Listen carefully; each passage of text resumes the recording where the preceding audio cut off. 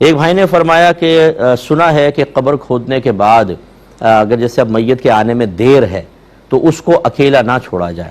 کہتے ہم نے دیکھا کہ بعض لوگ وہیں بیٹھے ہوئے تھے، جنازہ ہو رہا تھا قریب، جب کہا کہ آپ جنازہ پڑھیں تو انہوں نے کہا نہیں کھلی ہوئی قبر کو، خالی قبر کو اکیلا چھوڑ کے نہیں جانا چاہیے، جنازہ چھوڑ دیا وہیں بیٹھے رہے، کیا حکم شرع ہوگا؟ دیکھیں بالکل غلط خیال ہے. قبر کو اکیلا چھوڑنے میں کیا ہوگا؟ اس میں سانپ اژدہے داخل ہو جائیں گے، ایسا نہیں ہوتا ہے. ان کو بالکل جنازہ پڑھنا چاہیے تھا، اگرچہ اگر دیگر لوگ پڑھ رہے ہیں تو فرض کفایہ ادا ہو جاتا ہے.